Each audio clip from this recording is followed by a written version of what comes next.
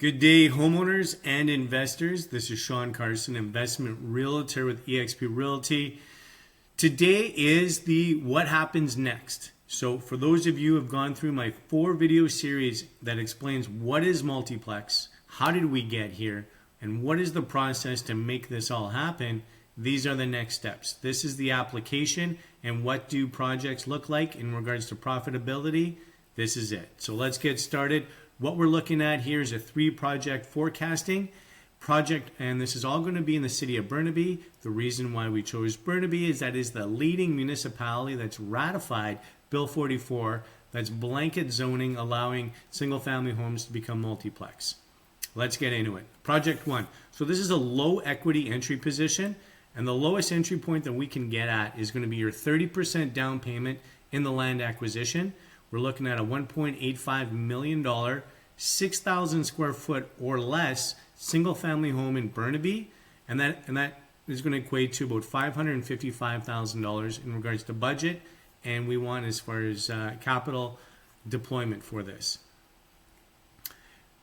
$833,000 is the down payment for the construction. So this is going to trigger our joint venture. We're going to be bringing in a qualified builders. I've spoken to 16 different builders from Burnaby and in Metro Vancouver, and have found my leading few that are going to want to and willing to participate in this action.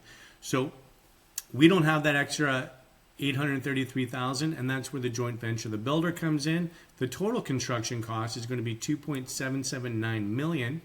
Now we're focused on 6,000 square feet due to there's a trigger point in regards to mass as far as size of buildable square feet, and 6,000 is our threshold. And if we go beyond that, it changes the building code in the process. And so our land that we're going to be purchasing is going to be 6,000 or less. The reason for that, there's no point in paying for a 7,000 or 8,000 square foot lot if it's not going to help our building capacity. So we want to be as efficient as possible. At the end of the day, at the end of the project, once we've built, sold, our net investor profit is $647,000, and this is after all JV distributions. The total equity at the end of the project, and I've accounted for 3 years, which is, again, everything that we do here today is as conservative as possible. I expect that project can be done minimum 2.5 years, but again, we've projected 3 years. At $1.2 million is going to be your total equity. Again, your $555,000 in and $647,000 profit in project 1. Your return on equity is 116% and 38% annualized. Project 2, we get an increased equity position in project 2. Still no subdivision. It's going to restrict the joint venture position, and again, very conservative in our numbers. Our costs increased by 10%. Our commissions, property transfer tax, CACs, and interest all stayed the same. Now our CAC, so community amenity costs, or DCC, development construction costs, could stabilize, or they could actually reduce or even become zero.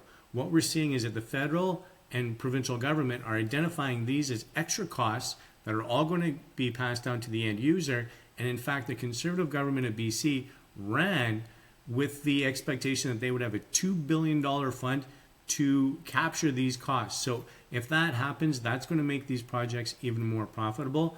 I've included these in all of our projections.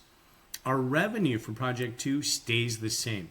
So project 1 runs 3 years. This is going to run an additional 2. That's 5 years of not increased revenue or appreciation. Again, very conservative. Project 2, you as the investor now participate in the financing of 50% of the development costs. So once again, you're in charge of the land acquisition, but you're also going to carry 50% of the development costs, and this is going to reduce the builder joint venture by $100,000. So we're leveraging the money that we have, reducing the position of the builder joint venture, and putting an extra $100K. At the end, the money that we deploy, there's still going to be $137,000 extra in cash. This is up to you if you want to utilize this in the short-term deposit options, but please be careful that we want these funds to be available for project 3, as further gains can be achieved in other self-financing options. The net investor profit at the end of project 2 is $351,000 after joint venture distribution. Our lower profits due to our higher acquisition costs of land and to higher construction costs, as we saw, the 10%, and we flatline the revenue. Return on equity is 33% and 17% annualized. Now, the total equity accumulated after 2 years, or 5 years in total, is now going to be $1.553 million. Now, we're going to see that payback now, as much as we were conservative, why are the numbers so low in year 2? We're going to see that payback here in project 3. Now, project 3 is a higher equity position because now we've got $1.55 million that we can put into the deal rather than just $555,000. Again, there's no subdivision in this planning and process, and we've now eliminating the builder joint venture position, and we're going to catch up from the conservative position in project 2. So our takeaways: we've removed the builder as the joint venture, as we can self-finance the entire project. In fact, we're going to fall short by $115,000.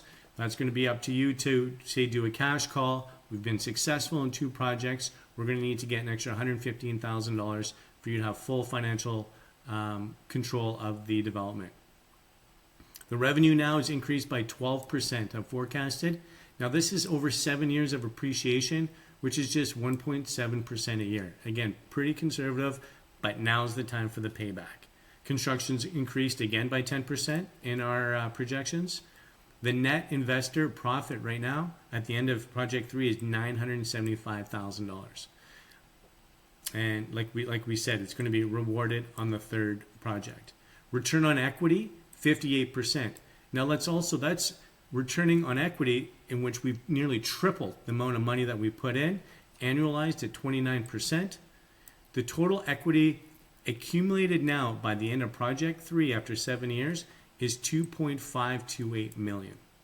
So it brings back our initial kind of look, how to turn $555,000 in owners' initial equity to $2.528 million in 7 years.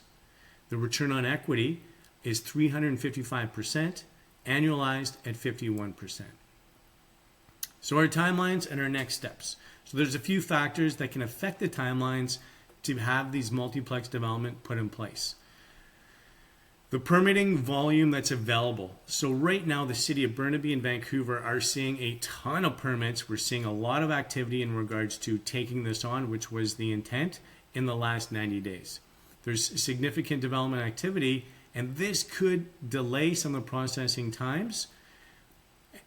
So what we're focusing on here is a little bit is time to market, time to get into the dirt and making it happen. Another big reason is the services infrastructure.